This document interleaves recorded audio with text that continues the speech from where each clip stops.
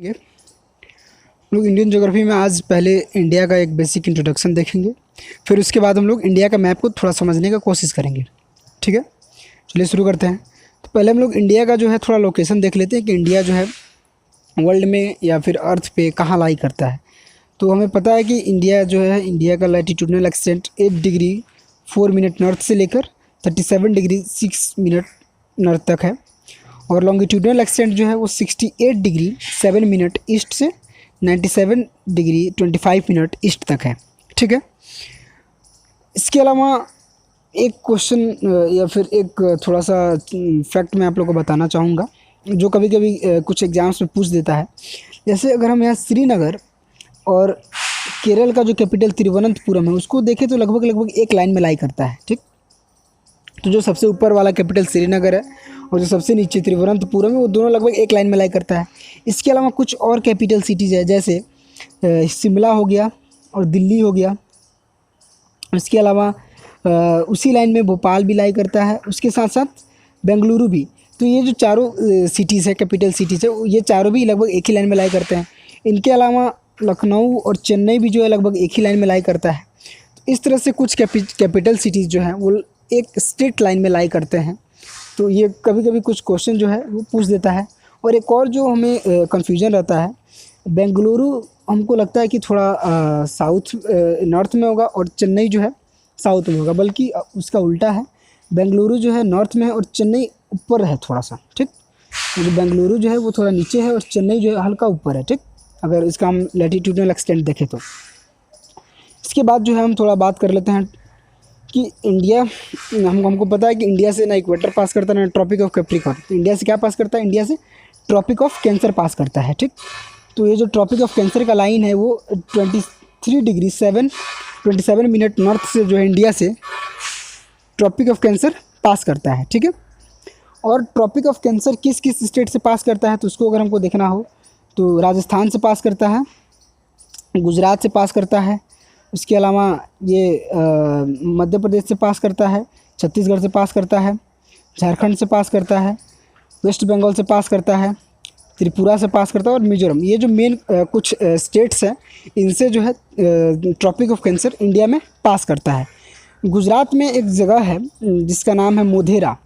तो मोधेरा लगभग ये बहुत बार क्वेश्चन पूछ देता है। तो मोधेरा जो है, मोधेरा में एक सन टेम्पल है और ये सन टेम्पल के से ही जो है ट्रॉपिक ऑफ कैंसर पास करता है। तो ये सन टेम्पल एक इंपॉर्टेंट क्वेश्चन बन जाता है कि which is the sun temple through which tropic of cancer passes. तो ये क्या है? मोधेरा इन गुजरात, जो उसमें वहाँ एक जो सन टेम्पल है उससे ट्रॉपिक ऑफ कैंसर पास करता है, जस्ट ओवर इट। ठीक, इसके बाद एक और फैक्ट जो है वो भी जानने की ज़रूरत है कि जो ट्रॉपिक ऑफ कैंसर है वो इंडिया को 2 पार्ट में तो डिवाइड करता है, लेकिन जिस रेशियो में डिवाइड करता है वो 2:1 है। कैंसर के जो नॉर्थ में जो क्षेत्रफल है वो 2/3 है और जो ट्रॉपिक ऑफ कैंसर के साउथ में है वो 1/3 है। तो इधर 1/3 है और ऊपर में लगभग 2/3 है। ठीक, तो ये भी एक अच्छा खासा क्वेश्चन है, इसको भी हम लोग याद करने का कोशिश करेंगे।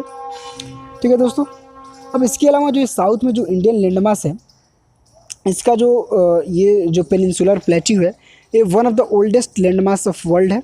और ओल्डेस्ट होने के चलते ये इसमें कोई भी टेक्टोनिक एक्टिविटीज़ अब लगभग ख़त्म हो चुका है, इसलिए it is one of the most stable landmass of world. अब हम लोग देखते हैं कि टाइम स्केल के अनुसार इंडिया जो है किस तरह इवॉल्व किया या फिर इंडिया का डेवलपमेंट, इंडियन लैंडमास का डेवलपमेंट कैसे हुआ। ठीक, तो हम लोग 2 बेसिस पे देखेंगे, पहला फिजिकल, फिर उसके बाद हम लोग पॉलिटिकल ऑर्गेनाइजेशन दोनों देखेंगे। तो पहले हम लोग फिजिकल देखते हैं। फिजिकल ऑर्गेनाइजेशन में हमें क्या देखना है कि सबसे पहले हमको पता है कि अर्थ पे एक ही लैंडमास था जिसका नाम था पेंजिया, और एक ही वाटर बॉडीज़ था जिसका नाम था पेंथालासा। ठीक, तो पेंजिया और पेंथालासा दोनों बस एक ही लैंडमास और एक ही वाटर बॉडी था। जब पेंजिया टूटा तो फिर अलग अलग प्लेट्स में बटा, तो एक प्लेट का नाम गोंडवाना प्लेट भी था। तो इंडिया जो है, इंडिया का जो पेनिनसुलर पार्ट ही केवल जो था वो गोंडवाना प्लेट से या फिर गोंडवाना लैंडमास से बिलोंग करता था। ठीक, और पेनिनसुलर प्लेट्यू अकेले नहीं था, इसके साथ अभी जो प्रेजेंट डे ऑस्ट्रेलिया है ये भी इसके साथ जुड़ा हुआ था, ठीक। तो इंडो ऑस्ट्रेलिया प्लेट जो था बेसिकली वो गोंडवाना लैंडमास का पार्ट था, ठीक। और ये शुरू में जो है अफ्रीका के पास ही ये दोनों जो प्लेट थे, इंडो ऑस्ट्रेलियन प्लेट, ये नीचे अफ्रीका के पास ही थे।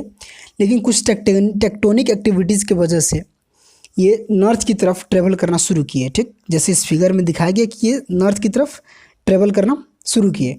जब नॉर्थ की तरफ ये ट्रेवल कर रहे थे तो मेडागास्कर के पास, मॉरिशस और मेडागास्कर के पास एक रियूनियन आइलैंड है, ठीक। वो हॉट स्पॉट है, ठीक। हॉट स्पॉट का मतलब होता है जो वहाँ पे मतलब कुछ ऐसा एक्टिविटीज़ जो कि हमारे कंट्रोल में फिर या हमारे समझ के बाहर है। तो उस तरह का वहाँ पे एक हॉट स्पॉट था जहाँ पे एक बसाल्ट फिशर इरप्शन था। मतलब वहाँ पे ओशन के नीचे से हमेशा जो है लावा का इरप्शन होते रहता था, ठीक।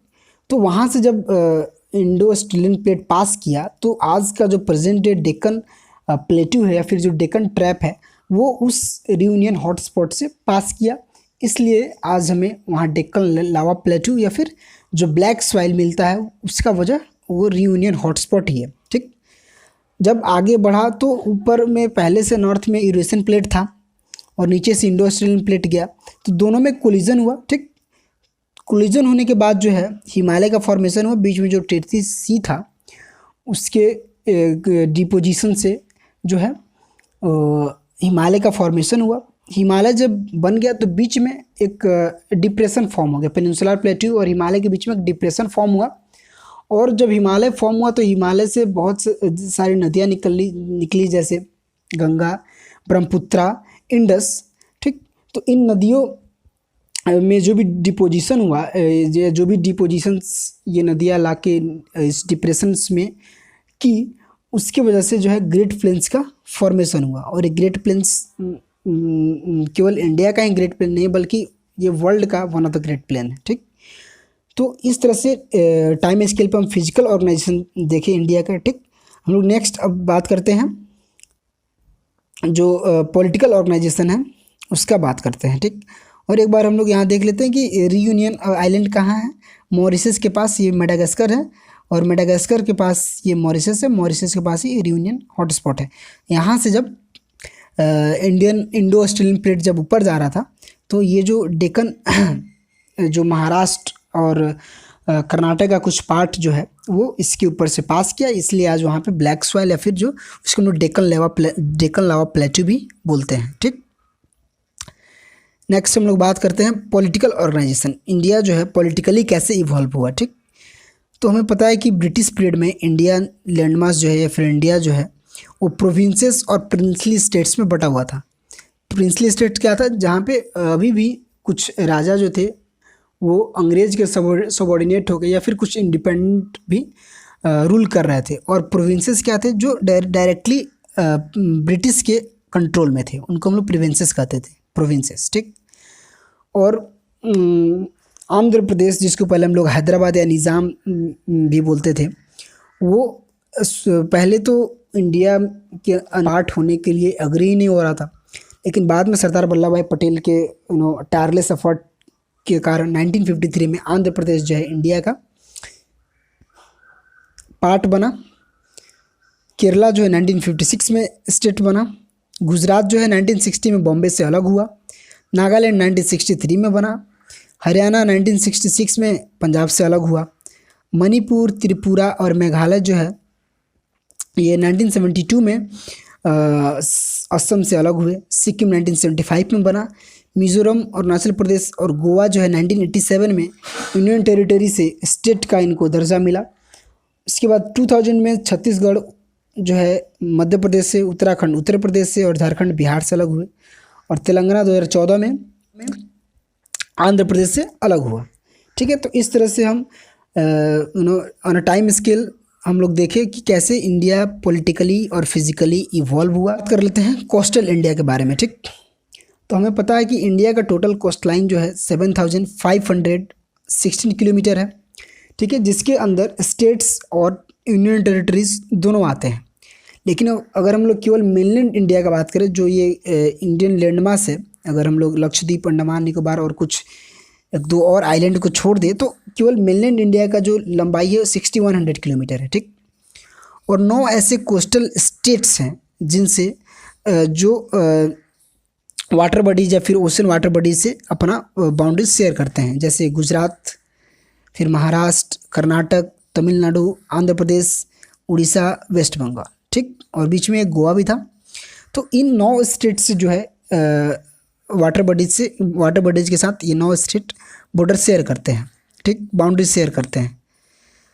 और इन 9 स्टेट्स में से गुजरात का सबसे लंबा कोस्ट लाइन है जो कि लगभग 1200 किलोमीटर के आसपास है। उसके बाद आंध्र प्रदेश का, उसके बाद तमिलनाडु, फिर महाराष्ट्र, फिर केरल, फिर उड़ीसा, फिर कर्नाटक, फिर वेस्ट बंगाल और सबसे लास्ट में सबसे छोटा गोवा का है। और अगर हम स्टेट्स के साथ साथ अगर यूनियन टेरिटरीज को भी इंक्लूड करें तब सबसे बड़ा और सबसे लंबा कोस्ट लाइन किसका हो जाता है? अंडमान एंड निकोबार आइलैंड का। ये जो आइलैंड है इसका सबसे लंबा कोस्ट लाइन हो जाता है जो कि लगभग 1900 किलोमीटर का है, ठीक है। अब जो इंडियन स्टेट्स है उसको हम लोग 2 कैटेगरी में बांटते हैं, एक फ्रंटलाइन स्टेट्स और बीच के जो कुछ स्टेट्स हैं उनको हम लोग कॉन्टिनेंटल स्टेट्स बोलते हैं, जो कि सभी तरफ से वो स्टेट से घिरे हुए हैं। तो फ्रंटलाइन स्टेट्स वैसे स्टेट होते हैं जो कि या तो किसी कंट्री के साथ बॉर्डर शेयर करें या फिर वाटर बॉडीज के साथ अपना बाउंड्री शेयर करें। तो अगर हम लोग एमपी को, छत्तीसगढ़, झारखंड, हरियाणा, तेलंगाना, दिल्ली को छोड़ दें तो बाकी सभी स्टेट्स क्या है? फ्रंटलाइन स्टेट्स हैं। वो किसी न किसी कंट्री या फिर वाटर बॉडी के साथ अपना बाउंड्री शेयर करते हैं, ठीक। नेक्स्ट हम लोग बात करते हैं इंडिया के नेबर्स के बारे में। तो हमें पता है कि इंडिया के जो नेबर्स हैं उनमें बांग्लादेश, चाइना, पाकिस्तान, नेपाल, म्यांमार, भूटान और अफ़गानिस्तान के साथ इंडिया जो है लैंड बाउंड्री या फिर लैंड बॉर्डर शेयर करता है। जबकि 2 ऐसे नेबर्स हैं जैसे श्रीलंका और मालदीव्स, इनके साथ इंडिया जो है मैरीटाइम नेबर्स है, ठीक। मतलब वाटर के थ्रू जो है इंडिया उनके साथ बाउंड्री शेयर करता है। तो श्रीलंका और इंडिया को जो है पाक स्ट्रेट और गल्फ ऑफ मन्नार अलग करता है, और मालदीव्स और इंडिया को 8 डिग्री चैनल जो है अलग करता है। यहाँ पे गल्फ ऑफ मन्नार है, ठीक, या फिर पाक स्ट्रेट है, और लक्षद्वीप और मालदीव्स के बीच में 8 डिग्री चैनल यहाँ पे है। तो 8 डिग्री चैनल जो है लक्षद्वीप जो कि इंडिया का पार्ट है और मालदीव्स को 8 डिग्री चैनल अलग करता है, ठीक है। वैसे ही यहाँ पे म्यांमार का कोको आइलैंड है। तो कोको आइलैंड और ये नॉर्थ अंडमान है। तो नॉर्थ अंडमान और कोको आइलैंड को बीच में एक कोको चैनल है, वो कोको आइलैंड और नॉर्थ अंडमान आइलैंड को अलग करता है, ठीक। अब ये जो बांग्लादेश है, बांग्लादेश को कौन कौन से स्टेट टच करते हैं? तो वेस्ट बंगाल, असम, मेघालय, त्रिपुरा, मिज़ोरम, ये जो है बांग्लादेश को टच करते हैं।